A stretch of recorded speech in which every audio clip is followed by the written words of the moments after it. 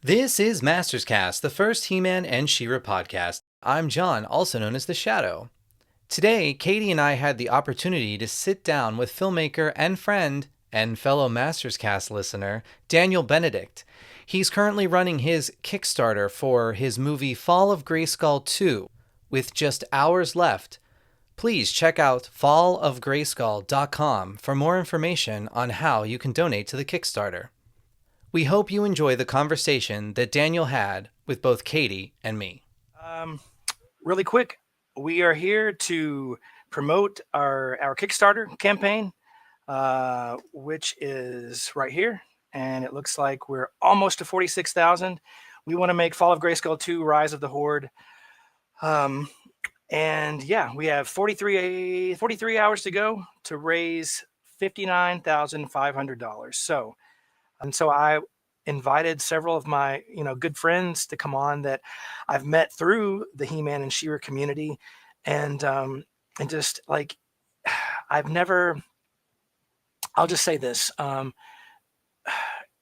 Whenever I first went to PowerCon, which is a He-Man and She-Ra, or it was a He-Man and She-Ra convention. It started in 2011 and I went in 2012, and being there around like-minded He-Man and She-Ra fans for the first time, and like making those friendships, like it was life-changing. And I that's not like, I'm not exaggerating when I say that. It was such a blessing to be able to connect and like find my peer group. Like I had never experienced that before, and so it was so awesome. And with that being said, I want to introduce my friend Katy. Hi, Daniel. Hi. Introduce yourself. Okay. Hi, I'm Katy Carty-Hiley, also known as Rainbow Brite. Here, there, and everywhere. I have been in the fandom since, oh my God, like 1995. I'm one of those weirdo old schoolers that got on the internet in high school and was like, what can I find? All the things that I have loved forever. Do other people still remember them? Do other people care at all? And lo and behold, lots of people still cared about He-Man, and even more so now. But yeah, that's where I began to find my people. And then He-Man.org came along. We had the forums for years. And then you were just mentioning PowerCon, where I got to actually hang out with you guys in person, which absolutely, I agree, life-changing, 100%. I miss you guys so much. You have no idea. But yeah, like I swear, some of my best friends that I've made in my entire life, I've made through the He-Man fandom. These are like people that have been with me since 95, or, some came a little after that, but that I'm going to be friends with the rest of my life. Like, these are people that are so dear to my heart. And I know we're just going to follow each other till we're old and gray. I've got a few gray hairs here, but we're not going to talk about that today. But yeah, I literally see myself like in a nursing home someday still chatting with you guys, because y'all are just that cool. And He-Man is that cool. And I'm all about all the He-Man we can possibly fit into the world. So I really hope that you can get the funding you need, Daniel, that we can raise the rest of the money, because Fall of Grayskull Part 1 was so fun. And I would absolutely love to see a part 2. I'm glad that we're getting the Hollywood movie. That's cool. But this is its own separate thing. This is not like, oh, we're getting that, we don't need fan films anymore. Like, no, maybe some people think that. That's definitely not me. I think the more He-Man, the more She-Ra, the merrier. Let's keep this fandom going forever. So yeah, I really, really hope it works. And don't be stupid like me. Okay, so people who maybe You're not stupid. Okay, well, it wasn't my smartest moment. If you're like me and you're like, oh, I donated the first time around when Part 2 was on Kickstarter, that just carries over, right? No, it doesn't. No. Please go to Kickstarter.com, check your pledge, because I was like, wait, did I do it both times or did I just do it the first? I don't remember. So I went on and I literally had only done it the first time and had not redone it. So if you're like me and you're like, oh, but I already donated it when it was the first time around. No, that doesn't count. Sorry. It's not like double charging you or anything, but just make sure that you've donated or pledged to the most recent Kickstarter that is still going on. Yeah, not my smartest moment, but thank you for donating both times. You're too helpful and supportive. Oh, so thank you. That's not possible when it comes to you. Like, Daniel, you don't know how cool you are. Like, I have to tell this story. Like, it's not even like a big story, but it's just something I will always remember. When we were at PowerCon and met you for the first time, you were hanging out with like me and Jon Callus, and my husband was there. Adam was there. I think we were just hanging out in a hotel room. I forget who else was there. I'm sorry if there was others. And we were like thinking about going out for dinner, karaoke, whatever. And we just sat there and talked for like 5 hours and we didn't go anywhere. And it was fantastic. Like, I did not for a second think, oh, I wish we had gone out and done, like, no. And you were like fangirling over us. And it was the cutest darn thing. Because I was like, oh, this guy is like a fan of us doing, okay, I'm on Masters Cast. I forgot to mention that.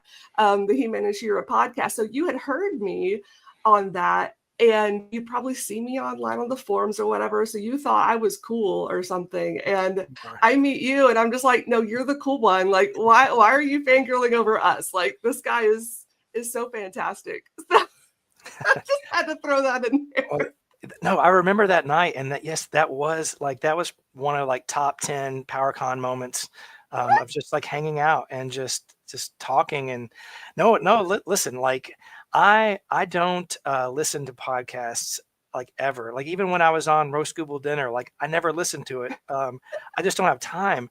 But back in the day when I had a job that I was a graphic designer and I had 8 hours, 9 hours a day to just sit there on my computer, I did only listen to Masters Cast. And so that was the only podcast that I listened to back in the day, or then pretty much ever.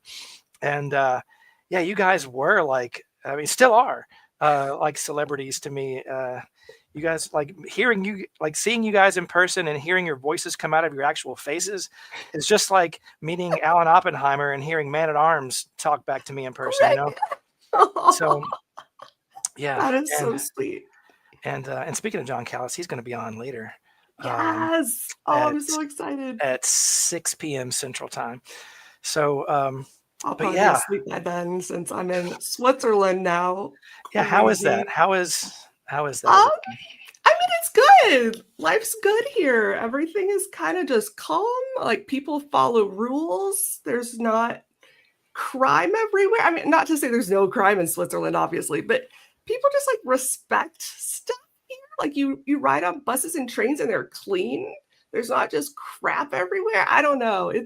I mean, there's graffiti. I'll say that's the one thing I don't like is people freaking love graffiti over here. But other than that, it's real clean and just, it's a nice, beautiful place to live. I gotta say, but all my peeps are back in the States and I miss you guys. And I get to visit, maybe a couple of times a year, but it's never enough to see everyone I want to see. I'm still holding out hope that maybe PowerCon will come back one of these days or some other convention that we can all just agree to descend upon. Because I would love to see you guys in person again, get all my hugs. Yes. Well, we certainly miss you. And that's cool to hear about Switzerland. I guess I don't know. I'm not very cultured and I don't know anything about anything anywhere outside of this garage that I'm in right now. And so I guess I knew like Swiss chocolate, or is that the right country that I'm talking? Is Swiss, sure. Yes. Switzerland? There's lots of chocolate here. They are very, very proud of their chocolate. And then there's are there mountains there? Lots of mountains. Okay. Yeah. So the Alps run through Switzerland. I'm right outside of Zurich, which is like northern Switzerland, and there's like rolling hills around here, and then you can see the Alps in the distance if you know where to go and where to look. on clear days, but you don't have to go far. Like if I drive like an hour from here, I can ride a gondola up to the top of one of the peaks, and it's just 360 view of the mountain. It's gorgeous. And yeah, gondolas, trains, funicular trains, cable cars. Adam knows the difference between them all. Don't ask me. I could like point at pictures probably and say, I think that's this, and that's that. But he knows all the specifics, like how they work and what makes them this or that. But yeah, it's really cool. And we have people visit us pretty regularly. So we're getting to like be tour guides. Like my dad's coming next month, and he's already sending me a list of all the mountains and waterfalls and cities and things he wants to see. So we have a good time. We like go out on little adventures sometimes, just like, it's a day trip. Where can we go? It's like, what's within like an hour or two? And there's a lot. It's nice. It's just nice. Yeah. That's awesome. So back to the topic of He-Man and She-Ra. You gave a fantastic intro of your history with it. I've always been, a super duper fan, and I didn't know anything about like, the mailing list and stuff back in the 90s. And I found He-Man.org maybe around 2000-ish. And maybe a little bit before, but like I wish that I had been like involved from the beginning. Like I just didn't have a computer, and a lot of people didn't around that time. It was pretty rare, I think, for people from our generation to have it quite that early. So the few of us that did, we're just like, we're nerds. Like we would prefer to be online chatting with random strangers than to be out with friends in real life. Like, what's that? Not to say that I didn't have friends in high school, but it was, I don't know, it's just something different about meeting people online. I feel like you could be yourself a little more. Yeah. You weren't like hiding behind some mask. Which is usually a good thing, but maybe sometimes bad for villains out there. But the very first thing that I did. So we had my high school built a library. Like while I was there, I built a new one, and they put like these computers, like the station, like in the middle of the library. I think maybe like 4 computers that were connected to the internet. And like, I honestly I didn't even understand what the internet was, in high school at one point. And I remember getting on the computer, and the first thing I looked up was like He-Man and the Masters of the Universe episode list. And like I pulled up all of like the episode names and like printed them out. I was like, okay, which ones do I have and which ones do I don't? And I'd seen that, I was like, I'd never heard of like half of these. So that was I remember those days. Yeah. Oh man, James and Zadok with their website with all the list of episodes and the little summaries and stuff. Oh, that was gold. I remember stumbling across that website at one point, and yeah, those were just the fun time, the golden times. They were the golden time. Oh my God. I keep seeing that meme every once in a while from The Matrix when it says something like, they thought the peak of civilization was going to be 1999. And lo and behold, they were right. Crap. It's all downhill from here. Those were good days. And just like even thinking back when I was a kid, like I grew up watching He-Man and She-Ra because I had an older brother, 3 years older than me, and he got to kind of rule what we watched on TV most afternoons after school. And here comes this sword and sorcery plus technology show. And I'm pretty sure it was his idea to put it on him. I don't know, but whatever it was, I was hooked really, really quickly. And he started collecting action figures, and he got Castle Grayskull. So it was for a couple of years there, it was just me playing with his figures. Like we'd kind of split them up, and we'd have battles. It was like my figures against his figures. I have so many good memories of that. And then eventually he I guess, started moving on to other things, and he sold all of his figures to me for like $30. So I had like a paper bag of all of He-Man figures. It was fantastic. And I eventually got some She-Ra figures. I got the Fright Zone. So it was just so ripe for the imagination. And I still love fantasy, sorcery, sci-fi, all of that. My genres really have not changed since childhood. So I think that's why it's stuck with me all these years. I mean, and just to say, it was just so well done. Like, it still holds up. I know it's like looking at it right beside some new animation, it would look a little dated, whatever, but I can still watch the episodes and get into it. And the voice acting just, it's so good. Even I've got a nephew that's 10 years old, and I want to say when he was around 6, he realized that I was into He-Man, so he wanted to be into He-Man. So I got him some figures, and I've given him a bunch of the books. We've watched a few episodes of like the CGI show and the original. I finally showed him the Christmas special this last Christmas. So, and he's got a few He-Man shirts. Like, we'll be twinsies some days. It's the greatest thing. And I'm sure with your kids, you have so many moments of sharing that love with them and just watching the next generation watch it take hold and continue on. It's a beautiful thing.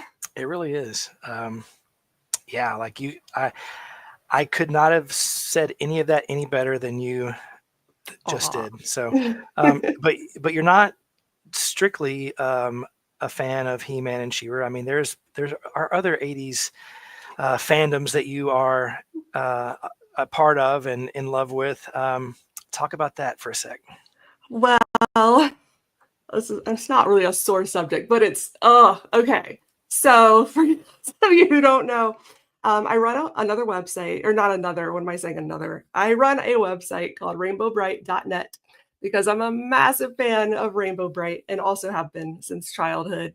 And when I joined the internet in the mid-90s, there was not a community for Rainbow Brite. There was like 2 web pages, not websites, but web pages, single pages that even mentioned her name. So I was like, I must solve this problem. This is an atrocity. I have to bring Rainbow Brite to the internet. So I did. And me and many others started that community. And I started collecting Rainbow Brite memorabilia around that same time in the mid-90s. And at one point, up until a couple of years ago, I had like the largest collection of Rainbow Brite memorabilia like in the world, which was super fun. I created like a museum in our old house and called it the Rainbow Land Museum. And I let people come out and I'd give them a little tour, and we just look at all the dolls and the play sets, and I had so much just random stuff from different countries, etc. So that's been a big love of mine too. But when you move to Switzerland, you can't keep all of that unless you're like a multimillionaire maybe and you're moving to a big house. But the situation over here is very different as far as like real estate goes. Like, most people rent, they don't own homes. Houses are just a lot more expensive and they're not as big typically. So I just knew renting somewhere, most of these places are kind of small. They don't do closets. I don't know what Europe has against closets, but whatever. So I knew we weren't going to have room for all of that. And we're planning to stay here. It wasn't like, I'll just put it in storage and get it back out in a few years. Like, this was meant to be more of a permanent move. So I sold it all through an auction house. And I miss it every day. And I feel weird being in that community now, when I used to be so I was keeping up every day with new merch coming out or new projects in the works. I always knew what was coming, what was happening. And I don't anymore. Like, I keep up with it pretty well, but I'm not the person doing the research. There's other people, thankfully, that have kind of taken over that role, and they make sure the fans know what's going on. And I'm just kind of sitting back and watching. And I can't collect over here either because they don't sell all of that stuff in Europe. A few items have come over here, but there's all this like 40th anniversary stuff that has come out last year and this year that I'm mostly missing out on. So I'm just like from afar, trying to stay involved without being super involved. It's weird. It's weird when you kind of step back from a fandom that you've been so entrenched in for so long. And with He-Man, like, not to say I haven't, because I've stepped back from that a bit too, not really on purpose. But because I hadn't, well, when did I stop collecting? I had kind of collected a little bit here and there, even over the past 5 years with Masters, but there's just so much Masters merch now that I never even thought in my head for 2 seconds, like, oh, I'm going to own the most of it, or even one of everything, or no, not even one of every of one generation, like Gen 1, Gen 2. I don't even know what generation we're on now. I don't know if we really go by generations with He-Man. But I don't know how y'all keep up. The people who are like the hardcore collectors that have are getting all the new figures. Like, thankfully, my friend Paul will like send me pictures of the stuff he gets, and I can live vicariously through that. But yeah, I had to give up on collecting any of that too. I did keep a few things of Rainbow Brite and of He-Man when we moved here. I've got like one shelf out in my little landing here. That's just my like memorabilia happy place. So I couldn't give it all up. I have just my like the things I love. Like I'm almost certain it's in there somewhere. I kept the card back from Castle Grayskull Man that you sent me and signed, because I was just like, I can't do this. Daniel signed this for me. This is the best. I'm glad that I'm included in the remnant. Yes, absolutely.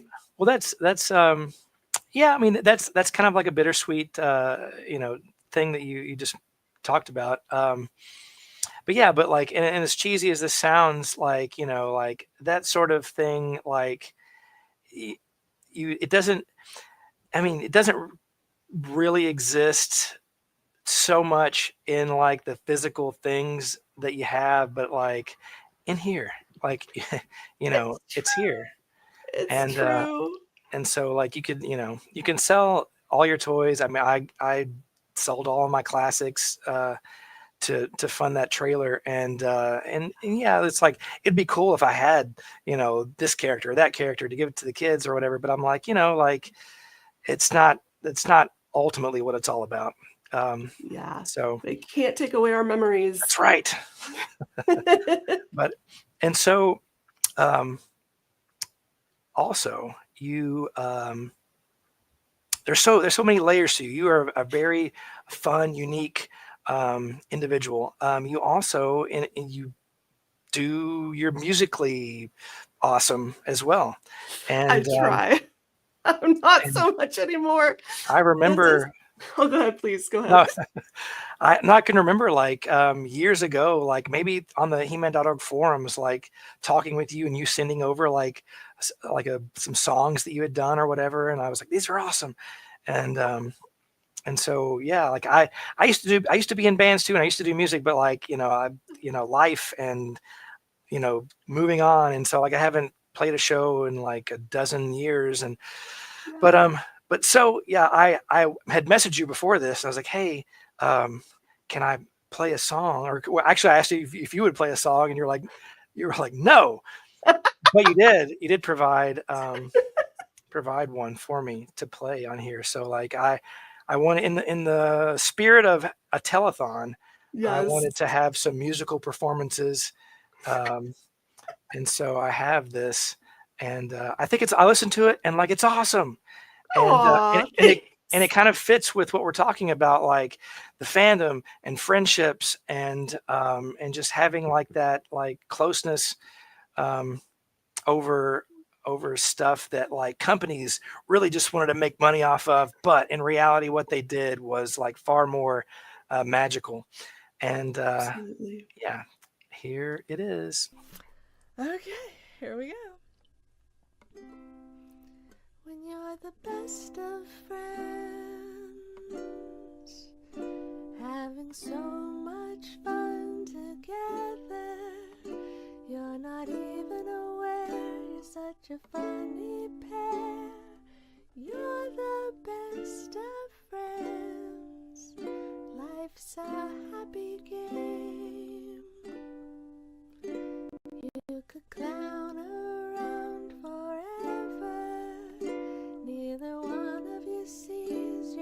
natural boundaries.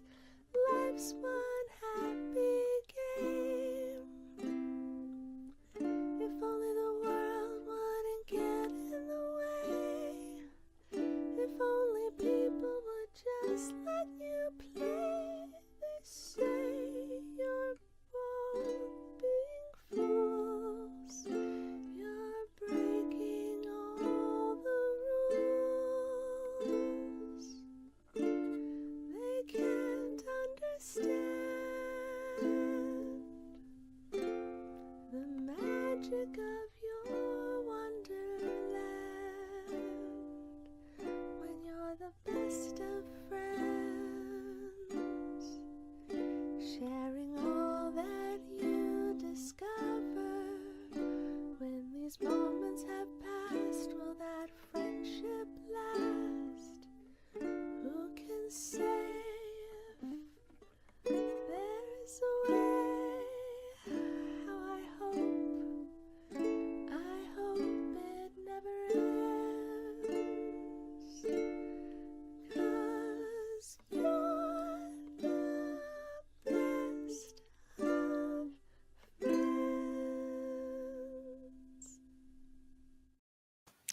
friends. That was awesome. I missed that hair.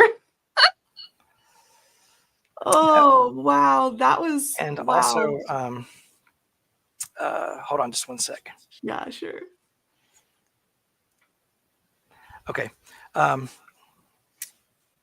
Cassie has joined me in here, and she's getting her phone ready to be on, but like she can't turn the audio off now. Oh, no. I'm gonna kick her off here.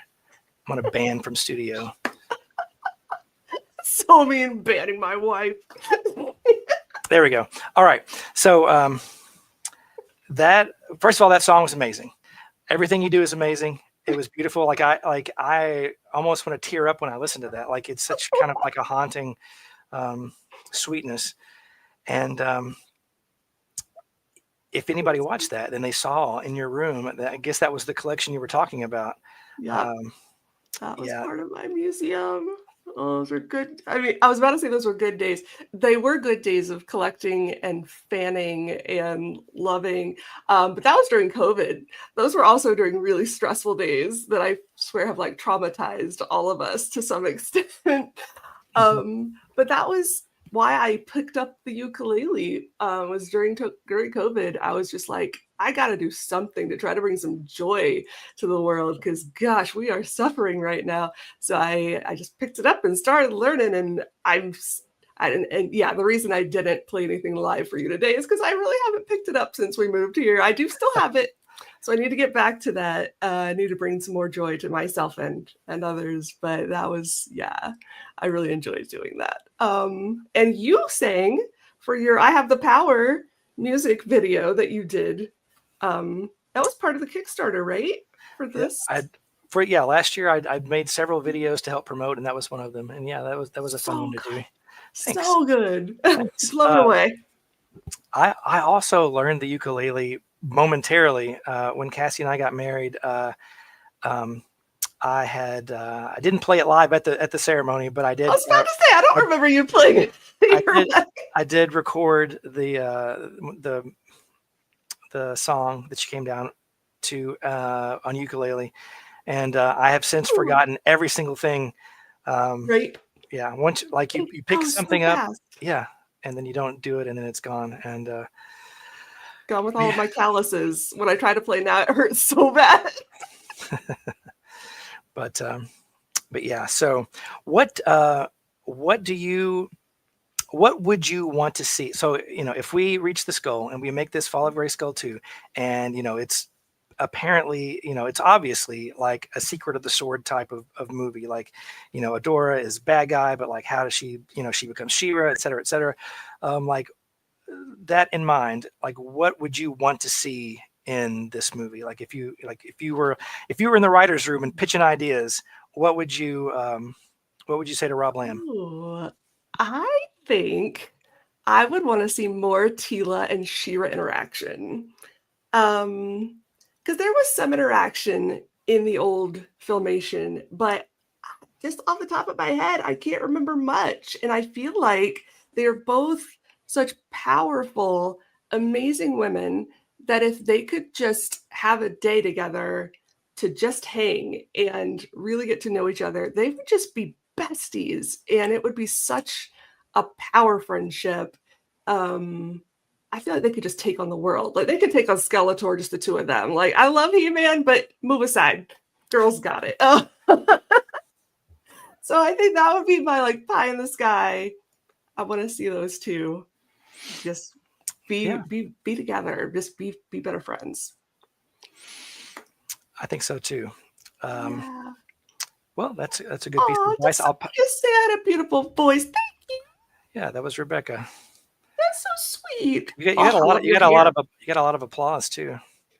You guys, thanks.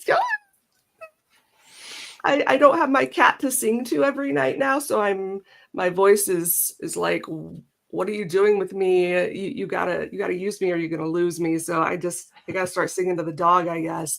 Or just pick up the ukulele. I really do. Just do it. Yep. Okay, well, I'm going to say goodbye to you. Unfortunately, this is like selfishly, there's a part of me that like has put this together to like connect with people that I don't normally connect with on a daily basis. And like you and I haven't really talked like audibly in I don't know how long. Years. It's been a while. We occasionally, there's a message or a comment or something online, maybe on Facebook or something. But yeah, it's nice to catch up, and I wish you all the best across the world. Same. I wish the best for you and for this project. Like, people, please pledge, or if you can increase your pledge. If you've already pledged and you can bump it up a little, that'd be great too. More. Let's get it done. And but yeah, well, thank you, and I will talk to you later, I guess. Yeah, definitely. We'll be in touch. Your buddy Callus will be on later. So after you're asleep, probably. What is it, like midnight there? 11:30. Yeah, close. I'm guessing this is gonna be like people will be able to play this after the fact. I think so. Like I said at the beginning, like I've never done one of these before, so like it's streaming on Facebook and YouTube right now, and I think it will like live there. I think Facebook, I think they deleted after a while, but YouTube should be there. I guess. I hope. I don't know. Yeah, we're gonna hope for the best. So, all right. Well, thank you so much, and good night. Good journey. See ya. Bye. Well, now that was awesome. And I'm about ready to switch it over back to the trailer again so that I can configure a few things while you guys watch that. And I will be back momentarily.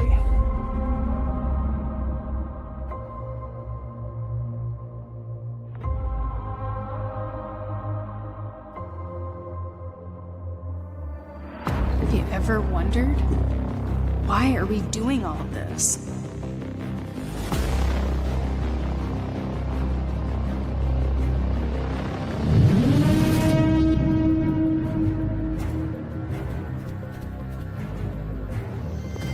Horde will not stop until Eternia is completely destroyed. Where are the rebels?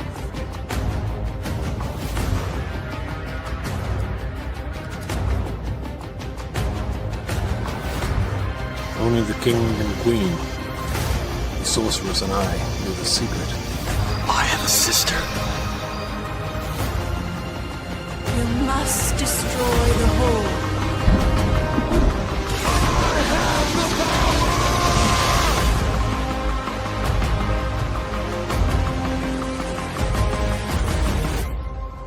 If I can't stop Hordak,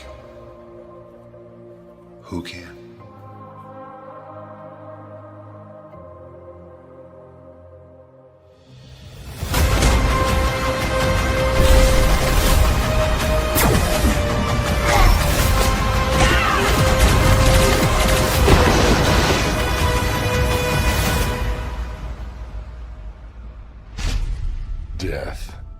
has come to Eternia, and I am he.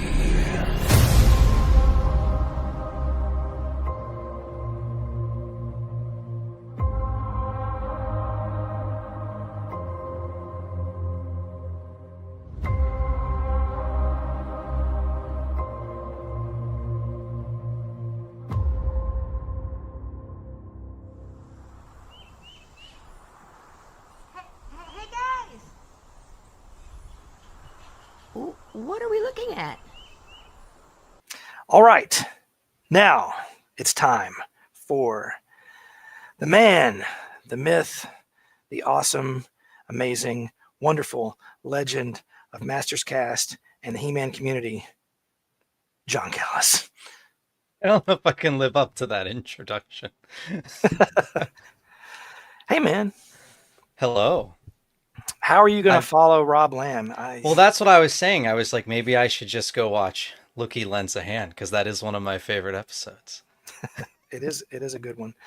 There were several people that commented they were going to watch it tonight, and I think I will too. After I'm on here for the next, however many 12 more hours or. But anyway, hey, so how are you today? Pretty good. It's a long weekend here in the United States, so enjoying it. Yeah, I'm looking forward to hanging out with my kids tomorrow. Mm-hmm. So Katie says, squee. Well, introduce yourself and kind of like, talk about just generally about who you are and what you do and how you're related to He-Man and She-Ra. Sure. So kind of similar story to Katie, if anyone was watching earlier. I'm a younger He-Man and She-Ra fan. A lot of people will say to me, you grew up with He-Man and She-Ra, but I was born late 82. And so my memory of He-Man and She-Ra is both always existing. And my parents can't even pinpoint when I was first, like when the obsession began. It was that young. I believe I was at someone's house and their older sibling had He-Man toys. But immediately obsessed with He-Man and She-Ra. I got the internet in around 1994, kind of end of 94, which was pretty early for however old I was at that. It was like middle school. Nowadays, obviously, kids are on the internet since they were in diapers. But one of the first things I searched for was He-Man and She-Ra. Eventually ended up on the mailing list, just like Katie said. That's where I met a lot of people. And then kind of I like to say that instead of having a typical college experience in college while I was in college, my college experience was really going to comic book conventions and hanging out with all of the people from the mailing list and eventually He-Man.org. So that's where you started to meet, like I met Katie, I met Val Staples, Leanne, Hannah, all these great people that I was so close with, dating back to the mailing list, so like 1995. I eventually worked for He-Man.org. I was one of the forum administrators. Val brought me on for when PowerCon started. So I did a lot of website development for it, panel creation, moderation, that sort of thing. And I think I was picked for that because at the time, we had a very popular He-Man and She-Ra podcast, which was called Masters Cast, which we sparingly record still today. When we have time, adult lives, as I'm sure you know, is rather busy, unfortunately. But during that heyday, of everyone going to Wizard World, Comic Con, San Diego, that's kind of the height, I feel, of the popularity of the podcast. And it was great. It was great times. Got to meet a lot of people, including yourself, who came up to us, because you had listened to the podcast and things like that. And it was always so touching and humbling when someone would come up and be like, A, B, C, D about the podcast.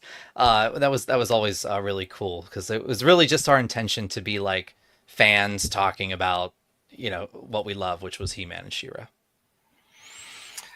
That is awesome.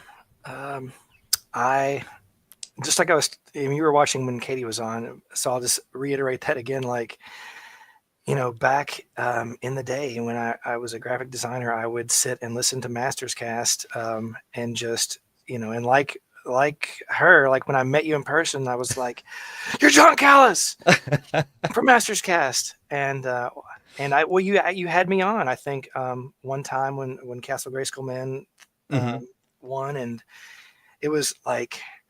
There was like a whole whirlwind of coolness, and being on Masters Cast was like part of it. I was like, oh, that's so cool. I get to be on this.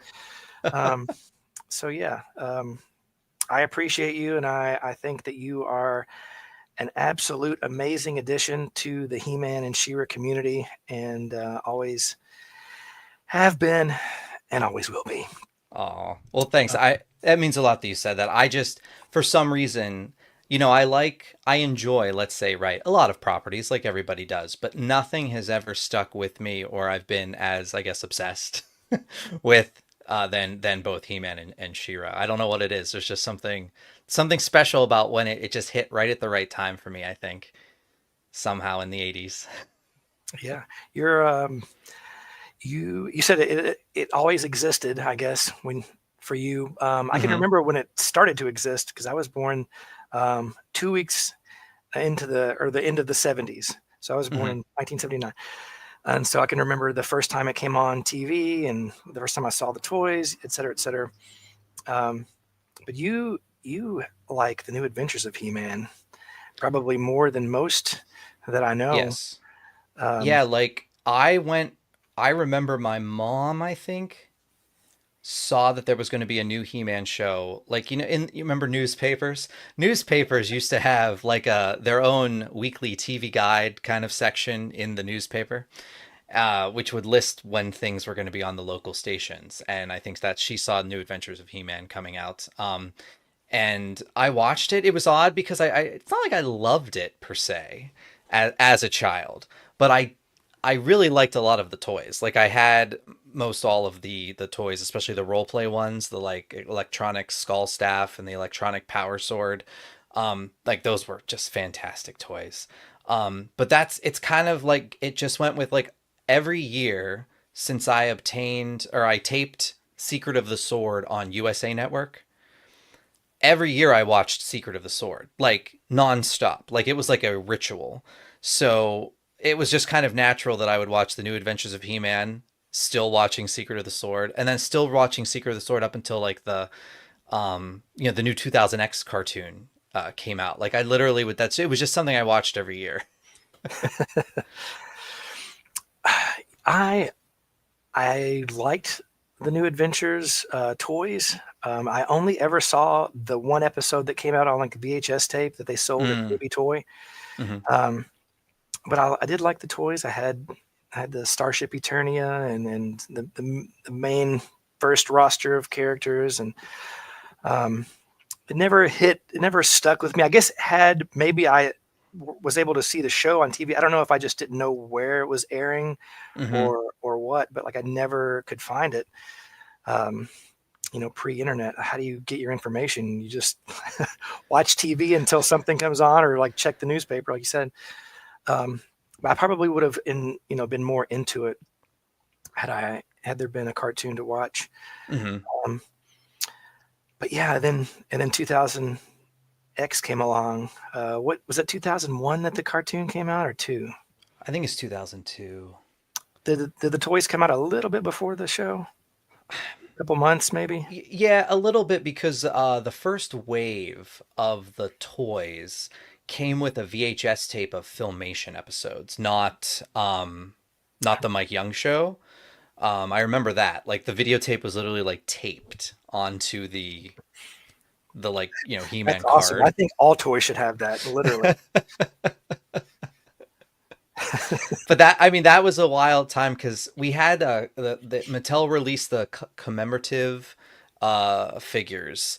So they like did the remolds of the old classic figures, and they were in these really nice like glossy boxes with a window, and then inside was the carded figure. And I remember having to drive around to like all the Walmarts in the tri-state area to try to obtain everything. They actually hit where I was living first somehow with distribution. You jerk. And I was very excited. And then of course when, I feel like when 2000X exploded, that really got things moving at like hanging out at San Diego Comic-Con with He-Man fans, like the He-Man.org forums, which were always popular. I feel really exploded when 2000X came out, because we even had like watch parties in the chat room for the new episodes airing.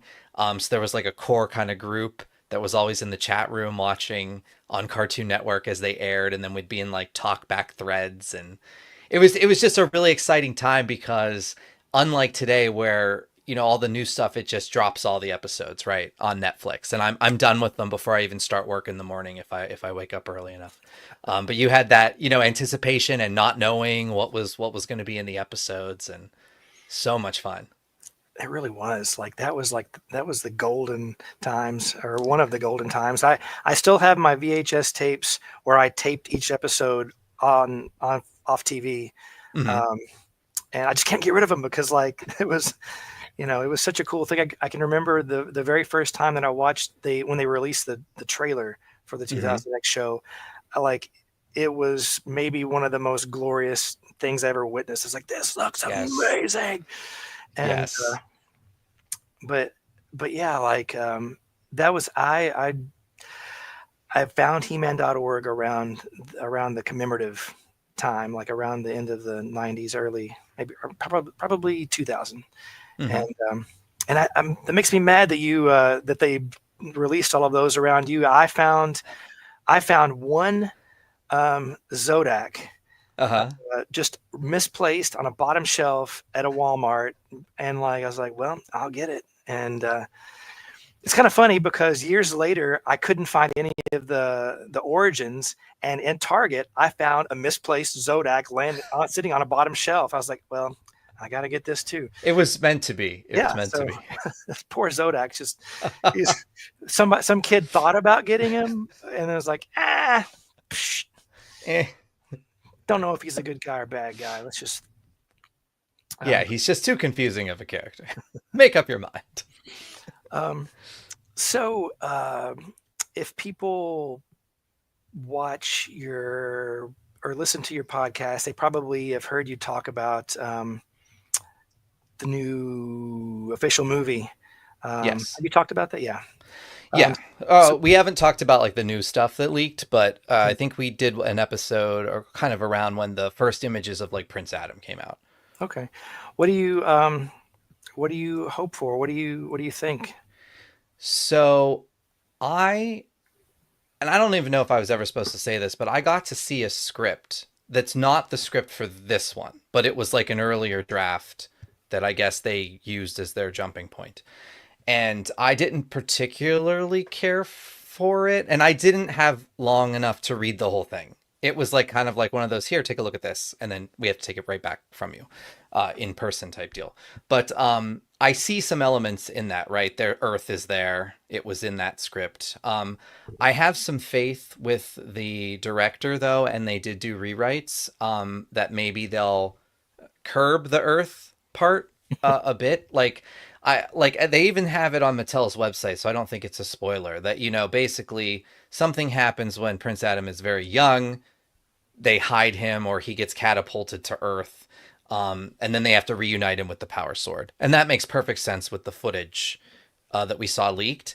I am going to go into that movie with a clean slate is my goal. I want to not have any kind of complaints before I go in, really. I mean, obviously I'll have complaints, but I don't know how to phrase it, but I don't want to go into it as if I'm going to be disappointed. There's been so many, not just He-Man related things, right? But like I was disappointed with the Inspector Gadget movie. I was disappointed with the Green Hornet movie. Like properties that I really liked as a child getting movies and them not kind of holding up. I do like the 1987 movie, and the 1987 movie does have portions on Earth. So I think, given this seems to be leaning into a little bit of the comedic aspects of a Masters of the Universe, which I'm fine with, because the Filmation cartoons certainly were not, dark in tone by any means. I think maybe taking that type of direction with this film could kind of make it a sleeper hit with maybe a new generation of fans.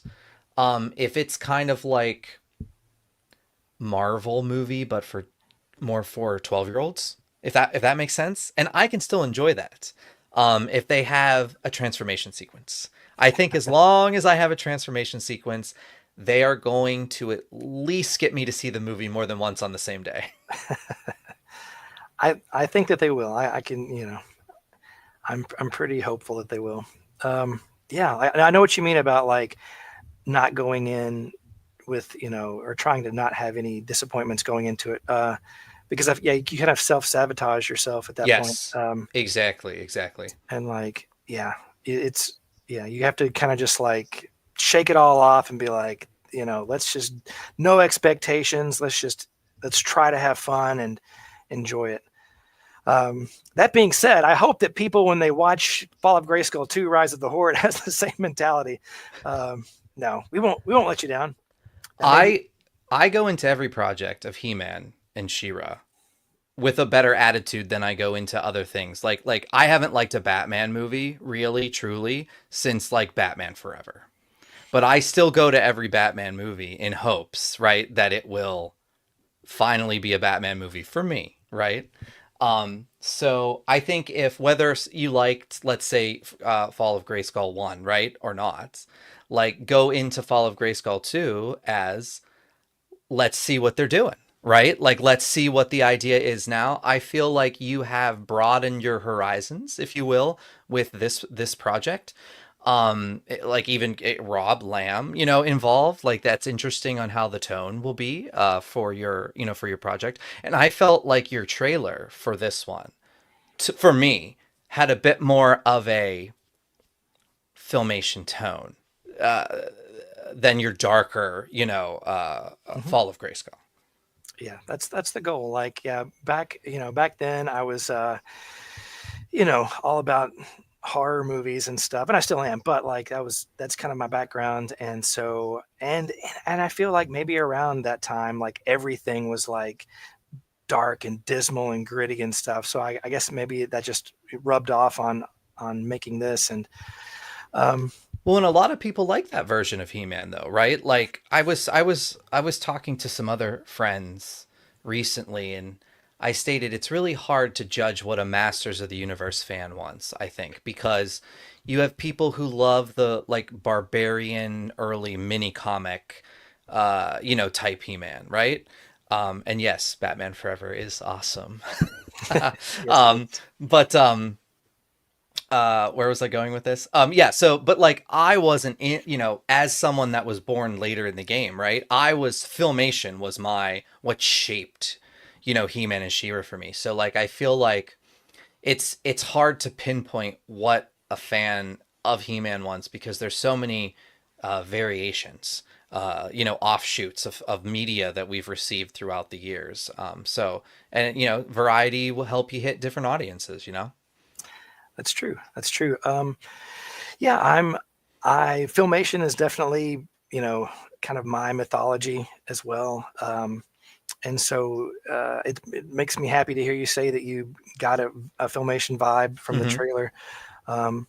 There definitely will be a lot of that, and back in the original toy line too. I want to, include as much of that as I can.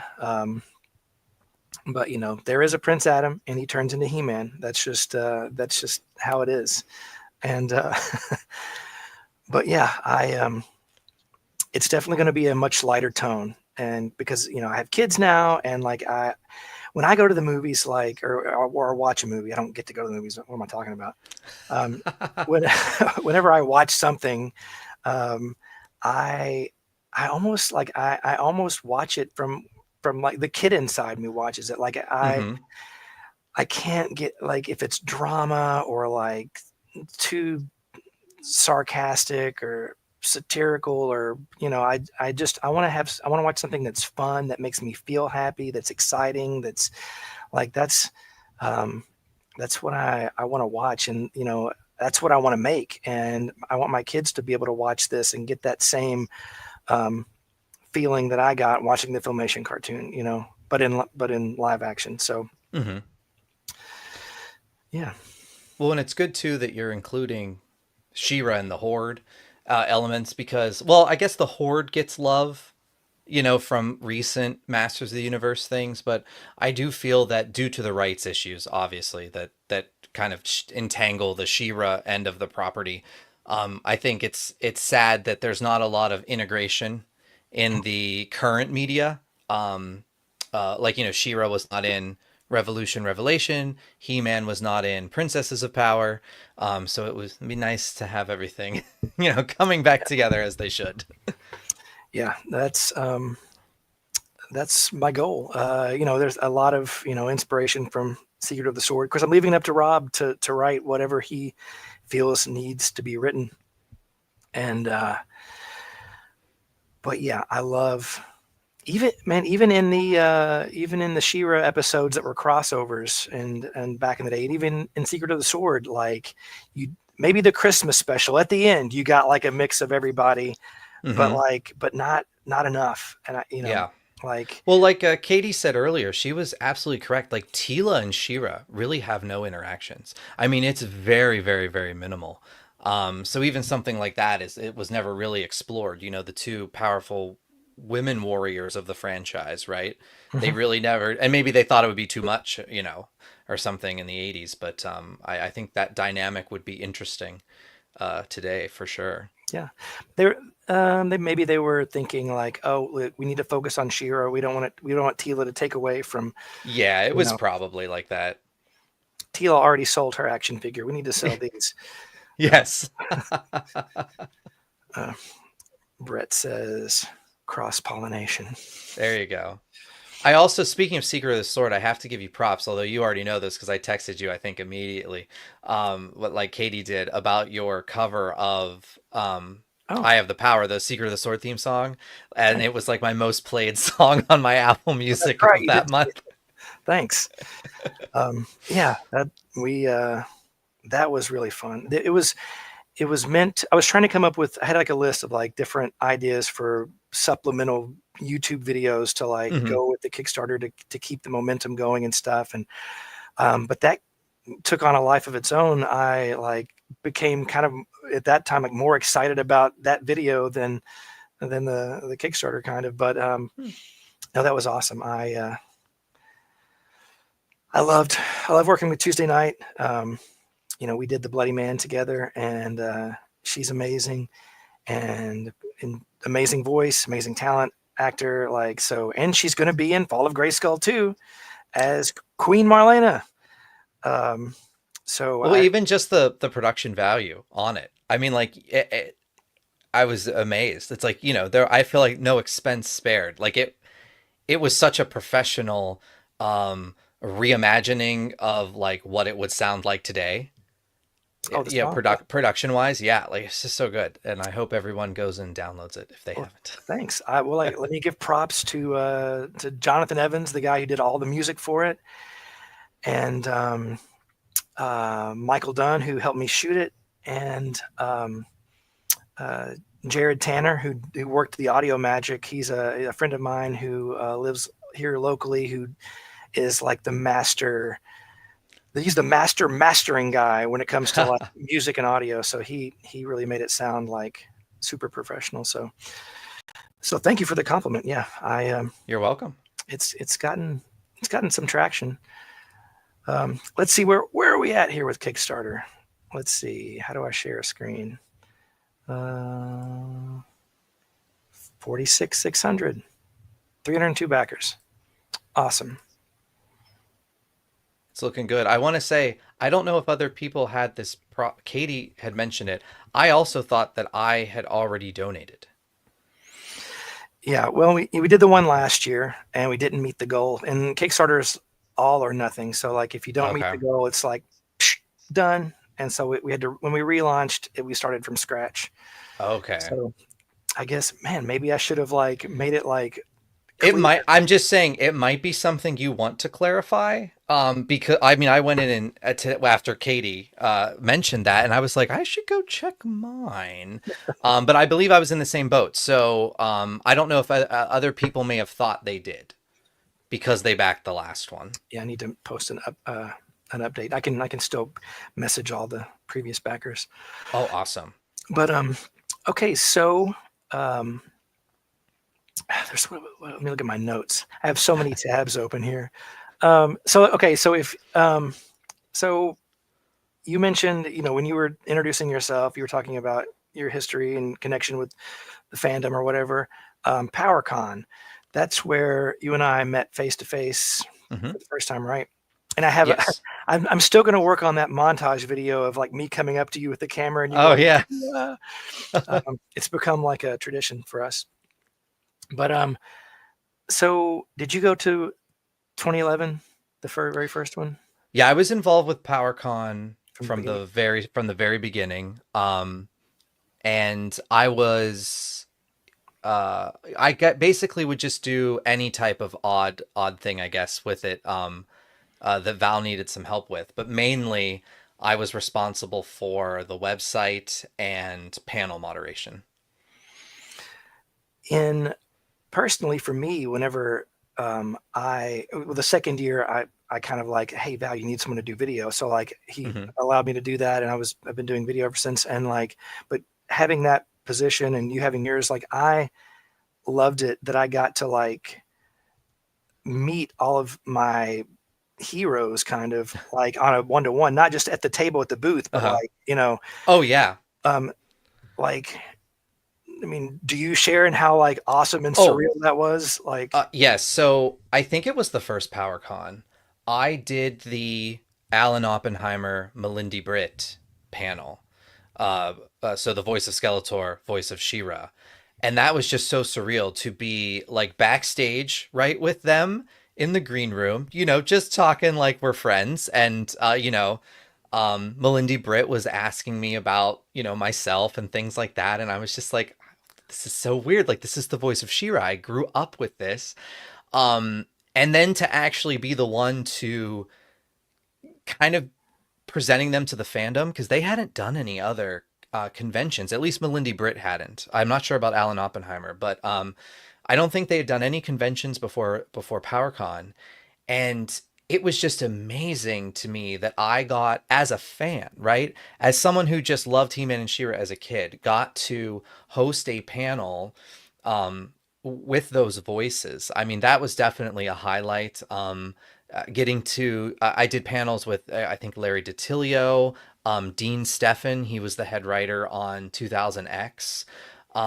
Such awesome people to talk with. I mean, Dean Steffen basically became like an actual real friend through the process of meeting him in San Diego Comic-Con, PowerCon. He used to come to the He-Man parties at San Diego, and it was just surreal to me that like I'm friends with you, and you wrote one of the best cartoons that we had for He-Man and She-Ra. Larry DiTilio was always so nice to me and things like that. I met Rob Lamb. I remember eating with Rob Lamb in the the backstage green room portion of PowerCon. It was so surreal. And as someone who was banned from watching He-Man and She-Ra as a kid because he was so obsessed, my parents banned me from it at one point.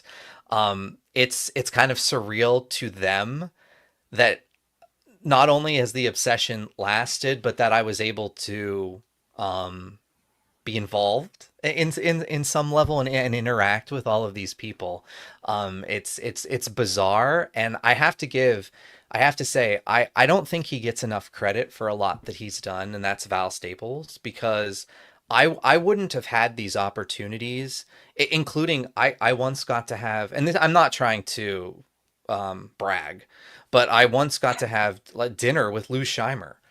Like that would have never happened without Val. So I think he did a lot for the fandom, with He-Man.org and PowerCon, with keeping the brand alive when Mattel wasn't always on the ball with pushing the brand. I totally everything you just said, like I agree with as far as like the experience with the people, but like but yes, I do owe so much to Val. Like he doesn't get enough credit, and he is an amazing friend, like die hard. And yeah, like I wouldn't be like this what's going on right now, this live stream, this fan film would not exist had it not been for him inviting me out to that 2012 PowerCon and me meeting you guys. Like he has enriched my life, directly and indirectly. So he definitely needs a shout out, and he will be on later. So Dun dun dun. but anyway, all right, thank you, John. I'm going to kick you off now so I can get moving to the next guest and move this thing forward and hopefully raise some money. Well, awesome. I do hope everyone, donates. I hope it is a success for you, and can't wait to see it. I appreciate you, and I appreciate you being on, taking time to be here. And oh, absolutely. And you still are a celebrity to me. So like, along with meeting like the voice actors and stuff like that, like meeting you, you're up there with it. So, yeah, thank you. Well, I appreciate it. It humbles me. Thank you. All right. All right. Good luck. See ya. Bye. Thanks again for listening, everyone, and your continued support of Masters Cast, the first He-Man and She-Ra podcast. Check out all the Masters Cast fun at masterscast.com. And now that you're done listening, make sure you head right over to fallofgrayskull.com and make a donation to the Kickstarter today. Good journey.